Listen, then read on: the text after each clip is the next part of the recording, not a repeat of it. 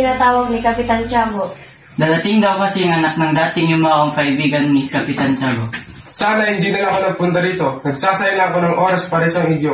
Paumanhin, ngunit tayo ay nasa tirahan ng isang Indyo. Oh, nariyan na pala sila.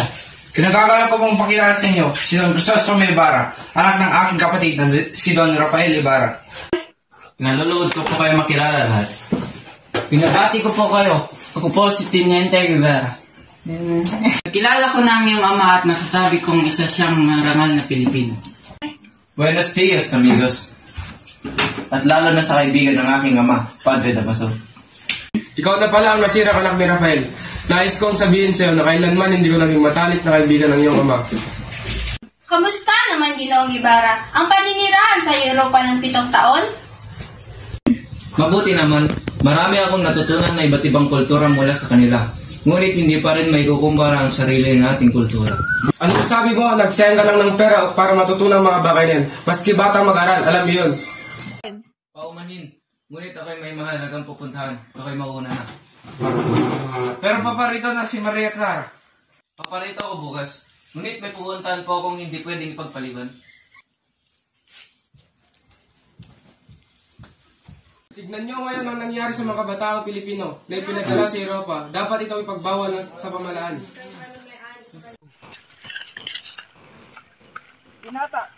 Hindi, kayo pala. Ginoong Ibarra, may dapat kang malaman tungkol sa iyong ama. Tungkol sa aking ama? Oo, tungkol sa pagkamatay ng iyong ama sa bilangguan. Bilangguan? Namatay ang aking ama sa bilangguan?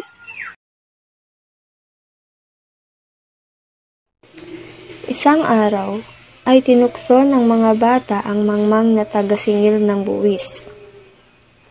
Tumakbo ang mga bata, ngunit nang mapadapa ang isang bata, ay naabutan siya ng taga-singil ng buwis at pinagsisipa niya ito.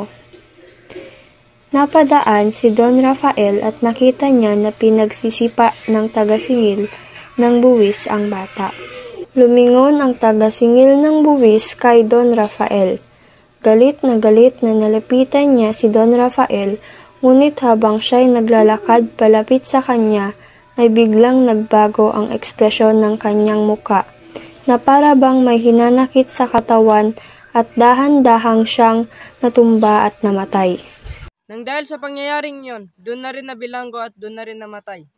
Ngayon ka lang nabatid ang kinasapitan ng aking ama. Sige, Ginoong Ibarra, mauuna na ako at marami pa akong aasikasuhin. Sige po, maraming salamat. Magandang umaga po, Tia Isabel. Magandang umaga rin, Don Crisostomo. Ngunit bakit ka naparito dito sa aming tahanan? Nais ko pong bisitahin si Maria Clara. Nariyan po ba siya? Andeng, maaari mo bang tawagin si Maria at sabihin naririto si Don Crisostomo? Bini, narito na ang iyong nobyo. Narito na si Don Crisostomo Ibarra. Si Ibarra? Nasaan siya? Andeng, nasaan si Ibarra? Kala ko'y nalimutan mo na ako. Marami pa namang babae sa iyo. Kailanman hindi kita ipapalit sa iba. Tulad mo, ako'y nasasabik sa ating pag-iisang dibdib. Ikaw lamang ang aking iibigin hanggang sa aking huling hininga sa aking Maria. Mahal ko, kailangan ko na palang pupunta sa sementeryo dahil bukas na ang araw ng mga patay. Bisitahin ko muna ang aking yumaong ama. Nauunawaan kita.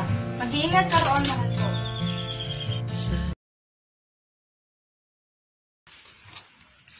Magandang umaga, Ginoo.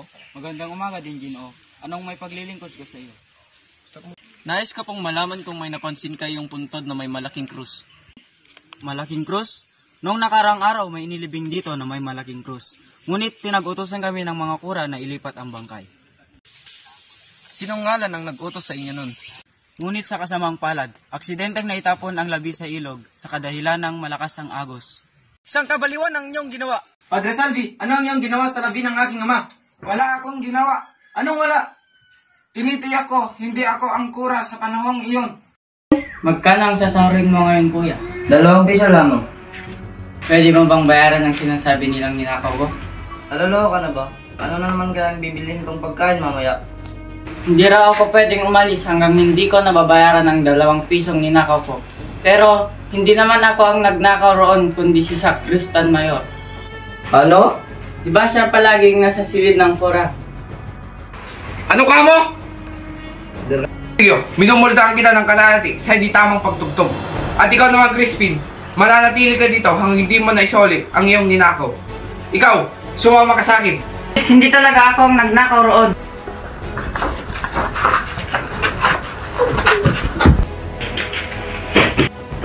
Crispin!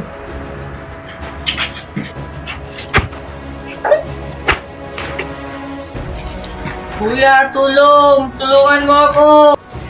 Inay! Bakit, Basilio? Crispin po, inay! Naiwan sa kumbento. Pinagkamalan siyang magnanakaw ng sakristang mayor. Hayaan mo at bukas na bukas rin ay papakiusapan ko ang kura na palayain na inyong kapatid. Para saan po ang inyong dalagina?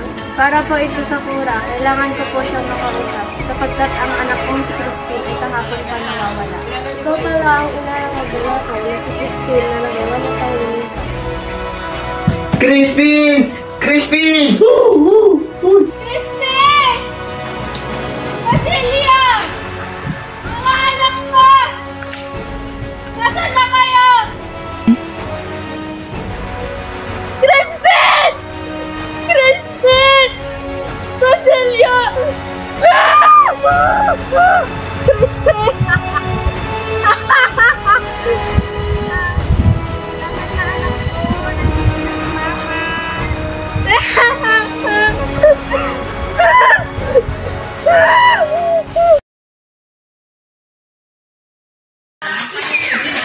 Mang Tacho!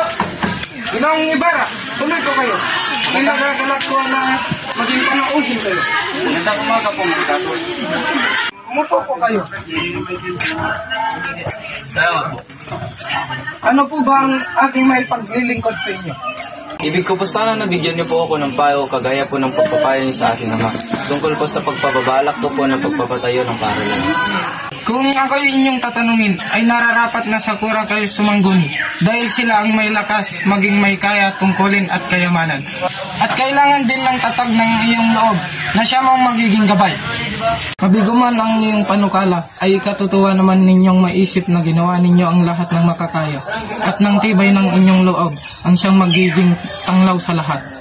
Ako sa inyo, hindi na sayang ang pag-asa kong magtamo ng mabuting payo. Sa ngayon po, ako'y magpapaalam na. Maraming salamat po. Mag-ingat po kayo. Nagtagumpay si Ibarra sa panukalan niyang pagpapatayo ng paaralan. Ngunit sa pagdiriwang ng unang batong paaralan ay kamuntik nang mamatay si Ibarra dahil biglang nahulog ang nakabiting bato.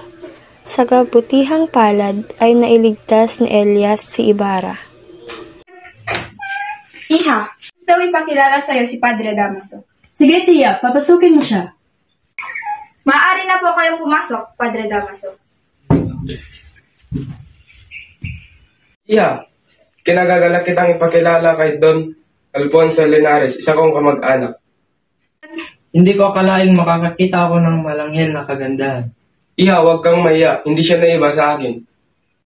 Bini-bini, si Ginoong Ibarra.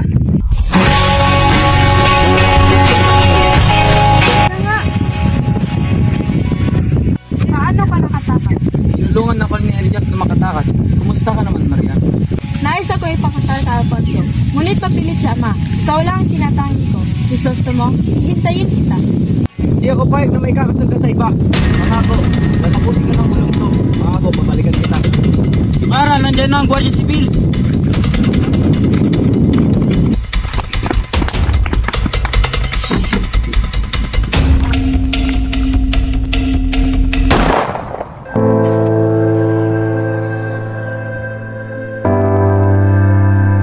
Bini-bini, may dapat kang malaman.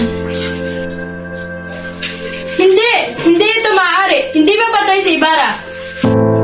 Nais kong hilingin sa inyo na sirain ang pangakong pagpapakasal. Patay na ang ninanais kong pakasalan, at siya lang ang gusto kong pakasalan. Kundi sumunod na lang ako sa kanya. Kung ipapakasal niyo pa rin ako sa iba, kung kaya ipapasok na lang ako sa kumbento. Audio preview. Sige aking anak, hindi ko kayang mawala ka sa aking piling. Iniisip ko lang ang iyong kalagayan. Mas gustuin ka pang magsilbi sa kumbento. Inay! Ako ito, si Basilio.